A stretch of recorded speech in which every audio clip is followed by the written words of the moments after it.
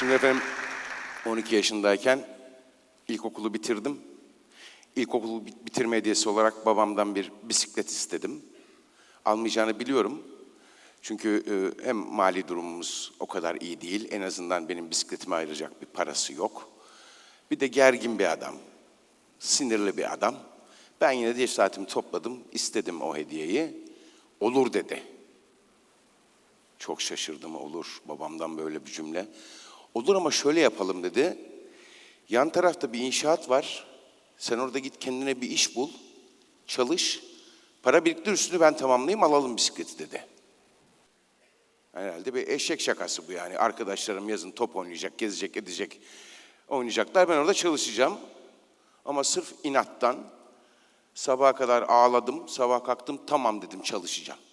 Çalışacağım. Gittim hemen inşaatı müteahhitiyle konuştum. Dedi bir yarın gel bakalım sana ne gibi bir iş buluruz dedi. Ertesi gün gittiğimde elimde bir kova kireç, sönmüş kireç, bir tane fırça. Bir ustanın yanına verdiler beni. Ben yan taraftaki 4 katlı 8 daireli apartmana astar çekiyordum. O çocuk halimle. Tabii boyum bir yerlere yetişmiyor, gözüme kireçler kaçıyor. Gözlerim şiş, kan çanağı gibi. Yani her gün akşam annem ağlayarak pansumanlar yapıyor. Babamın umurunda değil. Çalışsın, öğrensin diyor. Bak ne güzel çalışıyor diyor. Bütün bir yaz ben o apartmanın astarını çektim. O ustayla beraber. Bayağı bir çalıştım. Sonra iş bitti. Müteahhite gittim. Dedim ki ben paramı istiyorum. Tabii dedi. Paramı verdi. O bisiklet parası çıkmış. Harika. Babama bile ihtiyaç yok. O bisikleti alırım. Akşam babamın gelmesini bekledim. Büyük bir vakurla al dedim. Param hazır. Yarın gidip bisikleti alacağız. O kadar eminim ki şimdi alalım da dedi. Şimdi yaz tatili bitti. Okul açılacak. Kar, kış, yağmur, çamur. Sen bu bisiklete binemezsin yani. En iyisi de biz bu parayla önümüzdeki yıl alalım. Anladım ki o bisikleti bana aldırmayacak. Yani ben parayı biriktirdiğim halde bana aldırmayacak. Sinirden ağlamaya başladım ama dedi dur. Bütün yaz boyu çalıştın. Yani bu kadar emek verdin. Şöyle yapalım dedi. Para senin. Bu parayla istediğin şeyi alabilirsin dedi. Para benim. İstediğim şeyi alabilirim. Harika. Çok hoşuma gitti. İstediğim her şey. İlk hafta sonu Kızılay, Ankaralılar bilir, Ülkealan pasajındaydık. Kendime çok güzel bir forma aldım. Bir şort, tozluklar, lastikli, kramponlar, çivili ve bir de deriden bir futbol topu. Şimdi de küçümsemeyin çünkü o dönemlerde deriden futbol topu almak hele bizim gibi böyle dar gelirli aileler için müthiş bir şey. Ve mahalleye geldiğimde mahallenin kralı benim. Çünkü topum var. O topla istediğim takımı ben kurabilirim, istediğim takım benim olur. Top bende, güç bende. Ve ben o yaz işte o yaz boyunca emeği tanıdım. Emeğin ne olduğunu anladım. Emeğimin gücünü fark ettim. Bu çok hoşuma gitti gerçekten. Yıllar sonra babam öldüğünde ama yıllar sonra annem itiraf etti. Babam o bisikleti bana özellikle almamış. Özellikle aldırmamış. Çünkü yine Ankara'yı bilenler bilir. Dikmen, Ankara'nın Dikmen'i çok dik bir yerdedir. Çok yokuştur. Dermiş ki hep anneme. Öyle değilmiş yani. Hanım dermiş ben bu oğlana bu bisikleti alırsam bu oğlan deli, bu oğlan yaramaz. O yokuştan aşağı inmeye kalkar. Gider orada kamyonun altında kalır, ölür, başıma bela olur. Ben ağlayacağıma bırak bisikleti yok diye o ağlasın dermiş. Dolayısıyla benim hiç bisikletim olmadı. Ama ben o yaşımda emeği öğrendim. Emeğimin kıymetini, değerini öğrendim. Emeğimin gücünü öğrendim. O günden beri de en değerli şeyim emeğim, elimdeki tek silah emeğim.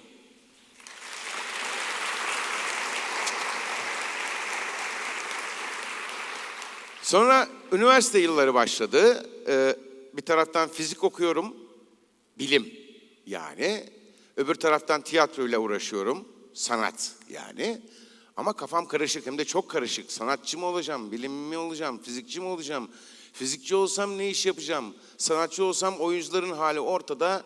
Kafam çok karışık. Ne yapacağımı bilemiyorum. Bu arada benim bir dedem var. Kendisinin ağzından bir tek bile Kürtçe kelime duymadım. Ama lakabı Kürt Hasan. Güneydoğu'dan kanıyla gelmişler. O yüzden olsa gerek Kürt Hasan ama bir tane Kürtçe kelime duymadım. Kürt Hasan gördüğünüz gibi bir kamyon şoförü. İlkokul mezunu bile değil. Ama mesleğine hayranı. Mesleğine aşık. Her sefer bittiği zaman o kamyonunun, motorunun son vidasına kadar temizler. Gıcır gıcır yapar. Asla çocuklarını ve torunlarını kamyonun yanına yanaştırmaz. Çünkü sizler okuyacaksınız, benim gibi kamyon şoförü olmayacaksınız der. Ama her akşam garajdan eve gelirken pırıl pırıl giyinir. Takım elbisesi, ayağında pileli, duble paça pantolonu, sonuna kadar bağlanmış gömleği, üzerinde kaşkolu, kasketi ya da fötür şapkası, mevsimine göre pardösüsü, paltosu ve gıcır gıcır parlayan iskarpinleriyle eve gelir.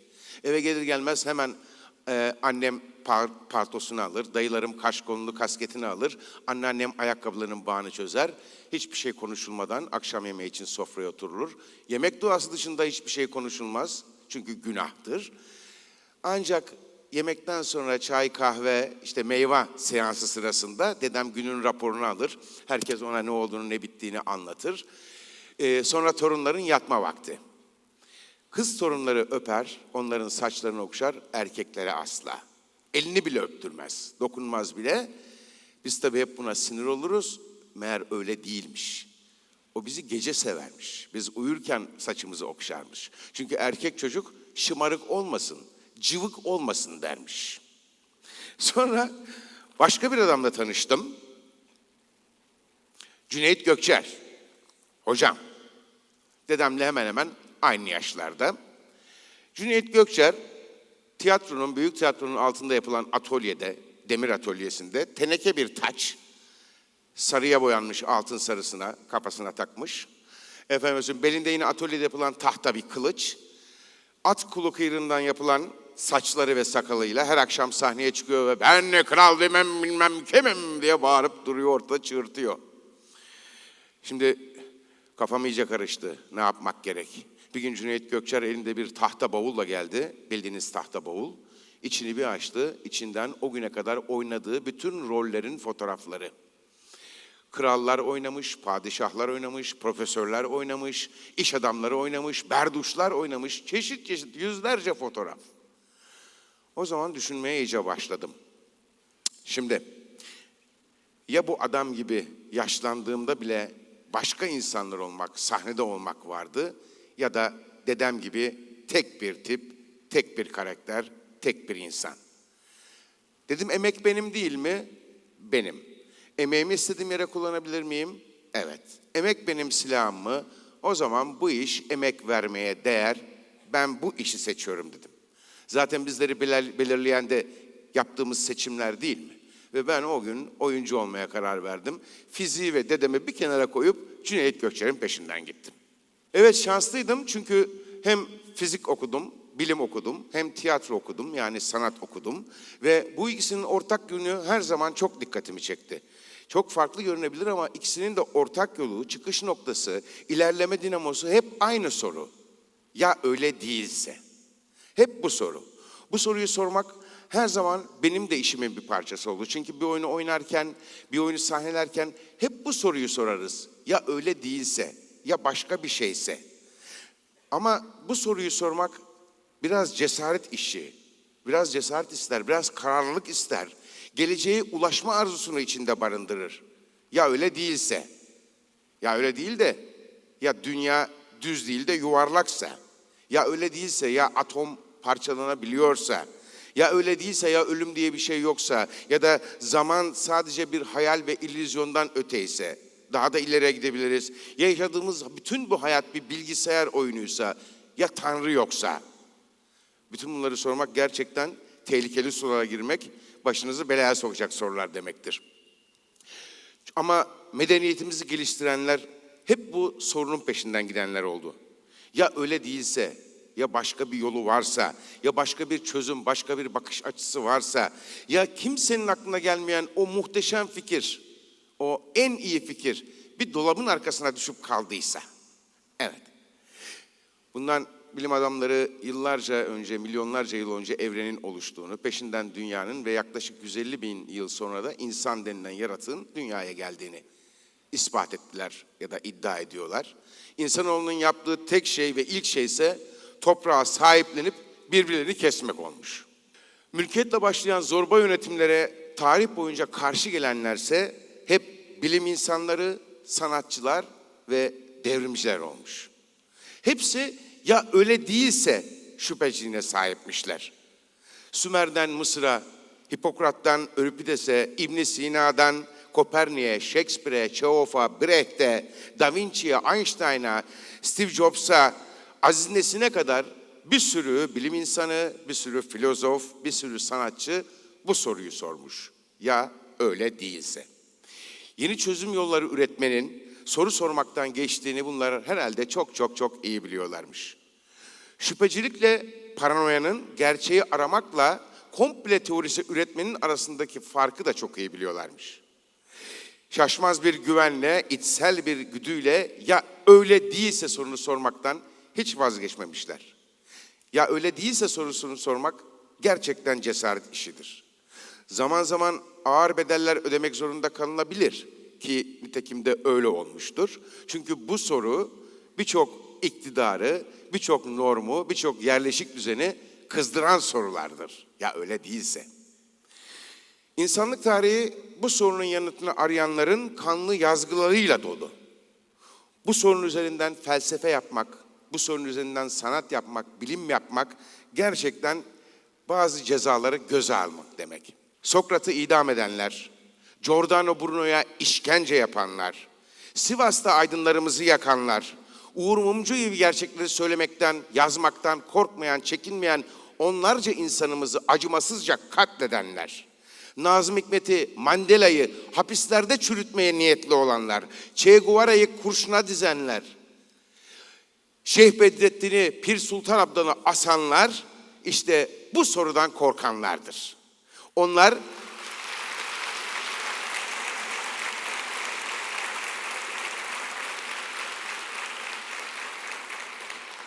bu soruyu sormaktan korkanlar, gelişmek, ilerlemek, bilinmezi çözmek istemezler. Bedeli ne olursa olsun bu soruyu sormaktan korkmamalıyız. Gerçekten bu soru hayatımızın dönüm noktasıdır. Çünkü bir tane hayatımız var, onu da istediğimiz gibi yaşamalıyız. Sorular soralım, şüpheci olalım, yaratıcı olalım. Dağın ardında çöl var diyenlere hemen inanmayalım. Gidip kendimiz görelim. Belki de o dağın ardında bir çöl yok. Yani eğer yoksa da olsun, spor yapmış oluruz, dağa tırmanmış oluruz, fena mı? Belki o dağın ardında gerçekten çöl yok. Belki bunu bize söyleyen insan o dağa çıktı ve çıktığında yanlış bir mevsimdi. Ya da bakar kördü görmedi ya da bize yalan söylüyor. O yüzden kendimiz görmekten hiçbir şekilde sakınmayalım.